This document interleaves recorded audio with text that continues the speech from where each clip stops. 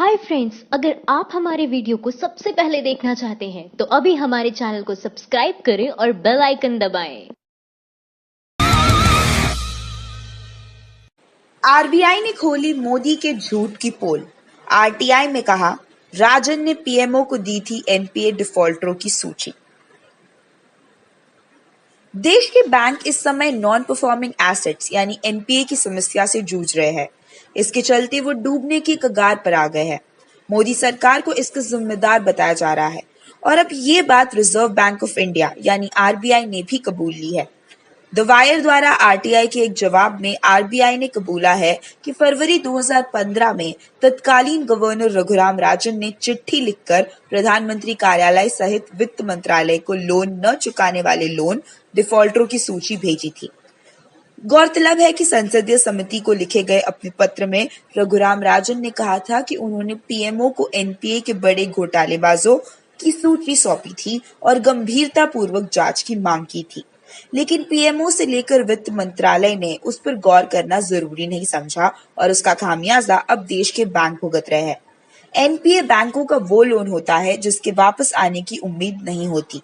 इस कर्ज में 73% से ज्यादा हिस्सा उद्योगपतियों का है।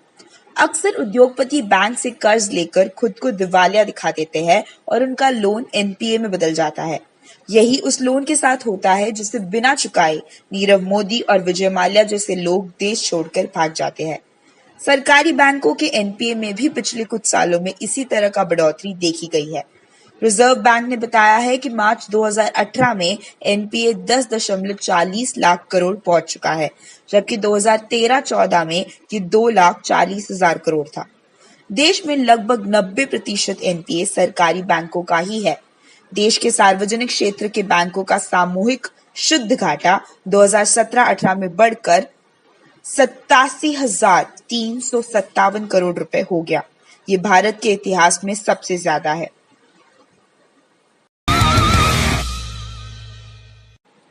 खुलासा, राफेल डील करते ही अंबानी की कंपनी हुई मालामाल।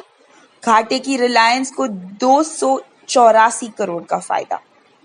2016 में अंबानी की इस कंपनी की कमाई बिल्कुल नहीं हुई थी, उल्टा 9 लाख का घाटा हुआ था, जबकि 2017 में 6 लाख की कमाई हुई थी लेकिन 10.35 लाख का घाटा हुआ था। ठीक वही कंपनी 2017-18 में 284.19 करोड़ कमा लेती है। कैसे? राफेल डील को एक बड़ा घोटाला बता रहे विपक्ष को अब और धार मिल गई है, क्योंकि आरोप का नया आधार मिल गया है। राफेल डील और रिलायंस से जुड़ा एक बहुत बड़ा खुलासा हुआ है। रिलायंस की डिफेंस कंपनी जो लगातार 3 साल घाटे में थी, वो अचानक मालामाल हो गई है। राफेल डील के बाद उसे 284 करोड़ का बड़ा फायदा हुआ है। दरअसल रिलायंस एयरपोर्ट डेवलपर्स लिमिटेड यानी कि आरएडीएल ने वित्तीय वर्ष 2017-18 में 284 करोड़ रुपए की कमाई की है। 2016 में कंपनी की कमाई बिल्कुल नहीं हुई थी और 9 लाख का घाटा हुआ था, जबकि 2017 में 6 लाख की कमाई हुई थी लेकिन 10.35 लाख का घाटा हुआ था। ठीक वही कंपनी 2017-18 में 284.19 करोड़ कमा लेती है, जिसकी बड़ी वजह रही डसॉल्ट कंपनी के साथ सहयोगी बना जाता है। सवाल उठता है कि इस घाटे की कंपनी के साथ करोड़ों की डील क्यों की गई। इसका जवाब खुद डसॉल्ट कंपनी के सीईओ एरिक ट्रेपियर द्वारा सीएनबीसी को दिए गए एक इंटरव्यू के जरिए मिलता है, जिसमें उन्होंने कहा था कि उन्होंने रिलायंस के साथ ही डील इसलिए किया क्योंकि रिलायंस के पास एयरपोर्ट के सामने जमीन थी। अब सवाल उठता है, इस जमीन की उपलब्धता के पीछे कौन था? यानी एयरपोर्ट के सामने इतनी कीमती जमीन एक झटके में मिल जाने के पीछे किसकी सिफारिश थी? दिलचस्प बात यह है कि जुलाई 2015 में इस जमीन के लिए आवेदन किया जाता है और मोदी सरकार उन पर इतना मेहरबान होती है कि अगस्त 2015 में ही उन्हें जमीन दे दी जाती है और इसी जमीन के आधार पर 2017 में डसॉल्ट कंपनी करोड़ों रुपए इन्वेस्ट करती है। अंबानी की कंपनी की ये उन्नति ठीक 1 साल पहले की जय शाह की संपत्ति में आई बढ़ोतरी के पैटर्न पर है। तब भी एक घाटे की कंपनी की अचानक 1 साल के अंदर 16,000 गुना ज्यादा कमाई हुई थी और 50,000 की कंपनी 80 करोड़ की बन गई थी। इसी तरह 2016 और 2017 में घाटे में रहने वाली अंबानी की कंपनी अचानक 2017-18 में अरबों की कमाई कर जाती है। द वायर में छपी रोहिणी सिंह और रवि नायर की साझा रिपोर्ट में तमाम परतें खोली गई है और तमाम सवाल उठाए गए हैं। गौरतलब है कि 1 साल पहले जय शाह की भी पोल रोहिणी सिंह की ही रिपोर्ट से खुली थी। आज इस रिपोर्ट के जरिए तमाम सवाल उठाए गए कि घाटे में रहने वाली एक कंपनी कैसे अचानक करोड़ों का मुनाफा हो जाता है। अंतरराष्ट्रीय कंपनी कैसे उसमें करोड़ों रुपए इन्वेस्ट कर देती है और कैसे उसे ही झटके में जमीन मिल जाती है। अंबानी की कंपनी की ये कमाई इस बात की और इशारा करता है कि अमीरों के अच्छे दिन वाला मॉडल जारी है। जम्मू कश्मीर के राज्यपाल ने बीजेपी को ठहराया झूठा, कहा हर समस्या के लिए पाकिस्तान जिम्मेदार नहीं। बीजेपी जम्मू कश्मीर से लेकर देश की ज्यादातर समस्याओं के लिए पड़ोसी मुल्क पाकिस्तान को जिम्मेदार ठहराती रही है। बीजेपी का दावा तो यहाँ तक है कि पाकिस्तान का प्रभाव भारतीय चुनाव में भी है। बीजेपी प्रवक्ता संबित पात्रा ने हाल ही में कहा था कि पाकिस्तान राहुल गांधी को प्रधानमंत्री बनाकर मोदी सरकार को हटाना चाहता है। बीजेपी ने छोटे से मुल्क पाकिस्तान का डर दिखाकर वोटों का ध्रुवीकरण करने में कोई कसर नहीं छोड़ी है। लेकिन अब बीजेपी के ही एक नेता एवं जम्मू कश्मीर के राज्यपाल सत्यपाल मलिक ने पार्टी के दावों के उलट कहा है कि राज्य की समस्याओं के लिए पाकिस्तान जिम्मेदार नहीं है। उनका दावा है कि सूबे की समस्या रोजगार और भ्रष्टाचार है। पटना विश्वविद्यालय में न्यू इंसेंटिव इन जम्मू कश्मीर विषय पर आयोजित स्पेशल लेक्चर कार्यक्रम में सत्यपाल मलिक ने कहा कि जम्मू कश्मीर जाने पर उन्हें वहां की समस्याओं का ज्ञान हुआ। वहां भ्रष्टाचार चरम पर है। दिल्ली से जो पैसा सूबे के लिए आता है वो विकास के लिए इस्तेमाल नहीं होता। अगर पैसों का सही इस्तेमाल हुआ होता तो आज कश्मीर सोने का होता। मलिक ने कहा कि सूबे की दूसरी सबसे बड़ी समस्या बेरोजगारी है। वहां शाम के 6 बजे के बाद युवाओं के पास कोई काम नहीं है। उन्होंने कहा कि वहां के युवाओं के भटकने के पीछे की मूल वजह वहां तेजी से फैला भ्रष्टाचार और बेरोजगारी है। राज्यपाल ने सूबे में पनपते आतंकवाद के लिए भी बेरोजगारी को जिम्मेदार ठहराया।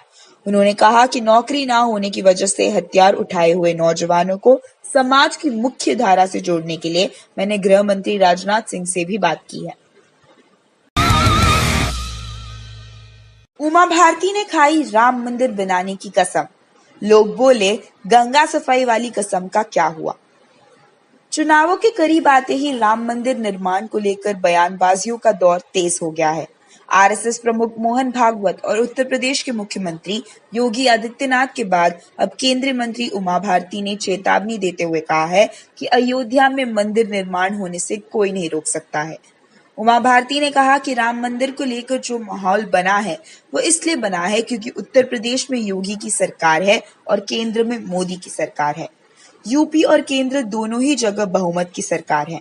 अब दुनिया की कोई भी ताकत राम मंदिर बनने से नहीं रोक सकती। राम मंदिर वही बनेगा जहां पर मंदिर की जमीन है। उमा भारती ने इस बात को स्वीकारते हुए कहा कि उत्तर प्रदेश की योगी सरकार और केंद्र में मोदी सरकार रामलला के भक्तों के कारण ही बनी है। रामलला के भक्तों ने जो संघर्ष किया है उसी वजह से ये सरकारें हैं। इसलिए दोनों ही सरकारों से काफी उम्मीदें हैं और ये उचित समय है। केंद्रीय मंत्री ने कहा कि 2019 नहीं बल्कि राम मंदिर निर्माण का कार्य 2018 से ही शुरू किया जाएगा। अभी साल खत्म होने में 2 महीने बचे हैं। उन्होंने कहा कि 2019 में भी बीजेपी की सरकार बनेगी। बीजेपी ने जनता से जो भी वादे किए थे वो पूरे कर दिए। केंद्रीय मंत्री के वादे पूरे करने के बयान पर सोशल मीडिया पर लोग उनका जमकर मजाक बना रहे हैं। लोग उनके गंगा सफाई के उस वादे को याद कर रहे हैं जिसमें उन्होंने कहा था कि अगर वो गंगा को साफ करने में नाकाम रही तो जल समाधि ले लेगी। बैठक में नहीं आए यूपी हरियाणा के मंत्री।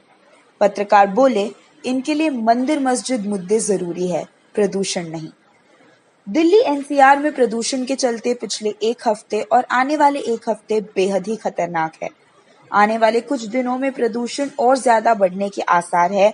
इसीलिए सरकार प्रदूषण से निपटने के लिए कदम उठा रही है। इसी के मद्देनजर केंद्रीय पर्यावरण मंत्री डॉक्टर हर्षवर्धन द्वारा बैठक बुलाई गई थी। इस बैठक में दिल्ली समेत दिल्ली के पड़ोसी राज्यों के पर्यावरण मंत्रियों को बुलाया गया था। इस अति संवेदनशील बैठक में दिल्ली के अलावा उत्तर प्रदेश, राजस्थान, पंजाब और हरियाणा के पर्यावरण मंत्रियों को बुलावा भेजा गया था, जिन्हें लगातार खराब होते वातावरण पर चिंतन करके उपयुक्त कदम उठाने थे। लेकिन ये जानकर हैरानी के साथ साथ अफसोस भी होगा कि इतनी महत्वपूर्ण और संवेदनशील बैठक में दिल्ली के पर्यावरण मंत्री इमरान हुसैन को छोड़कर किसी भी अन्य राज्य का पर्यावरण मंत्री बैठक में नहीं शामिल हुआ। ये तब है जब दिल्ली एनसीआर की लगभग 3 करोड़ जनता खराब प्रदूषण से सीधे प्रभावित हो रही है। इस स्थिति में खराब पर्यावरण से लाखों लोग गंभीर बीमारी के शिकार भी हो सकते हैं। मगर मंत्रियों को क्या, इस बैठक से उन्हें वोट जो नहीं मिलना है। वोट मिलने होते तो मंत्री जी एक पैर पर दौड़े चले आते। केंद्रीय मंत्री हर्षवर्धन ने अन्य राज्यों के पर्यावरण मंत्रियों के बैठक में नहीं आने से नाराजगी जताते हुए कहा कि दिल्ली के अलावा बाकी राज्यों के मंत्री नहीं आए, वह दूसरा मुद्दा है। हम इन राज्यों के अधिकारियों के साथ बात कर लेते हैं। बता दें कि इस बैठक के लिए दिल्ली को छोड़कर अन्य राज्यों से अधिकारी भेजे गए थे। हद तो तब हो गई जब बैठक में बुलाए गए राज्यों के मुख्य सचिव तो छोड़िए, पर्यावरण सचिव भी नहीं आए। तो फिर जनता के लिए हमेशा तत्पर रहने वाले मंत्री जी जनता को लेकर कितना गंभीर है, इसका अंदाजा सहज ही लगाया जा सकता है। आपको बताना चाहते हैं कि जिन राज्यों के मंत्री नहीं आए उनमें से वो राज्य भी है जहां पर भाजपा की असली तथाकथित राष्ट्रवादी सरकार है, जो देश की रक्षा का ढिंढोरा पीटती है। यानी उत्तर प्रदेश, राजस्थान और हरियाणा में बीजेपी की राष्ट्रवादी सरकार है। ऐसे समय में जब इतनी बड़ी संख्या में लोगों की सेहत पर बनाई है, तब मंत्रियों की ऐसी हरकत जनता के बीच नेताओं के लिए बनी आम धारणा को सच साबित करता है कि नेता किसी के नहीं होते। इस हरकत के बाद मालूम पड़ता है कि इन नेताओं में इंसानियत नाम की चीज है भी या नहीं। इस पर फिर एक बैठक करके विचार करना पड़ेगा। इस घटना पर पत्रकार विक्रांत यादव ने यूपी, हरियाणा, पंजाब और राजस्थान के पर्यावरण मंत्री के नहीं आने पर सोशल मीडिया पर तंज करते हुए लिखा है कि मंत्रियों के लिए सबसे पहले प्राथमिकता में है कि मंदिर मस्जिद, हिंदू मुसलमान और भी कई जरूरी मुद्दे हैं इनके सामने। प्रदूषण की बात करना इनके सामने बेईमानी है। माइंड द न्यूज रूम की रिपोर्ट। Thank you for watching our video. अगर आपको हमारी वीडियो पसंद आई हो तो इसे लाइक जरूर करें और हमारे चैनल को सब्सक्राइब करना ना भूलें।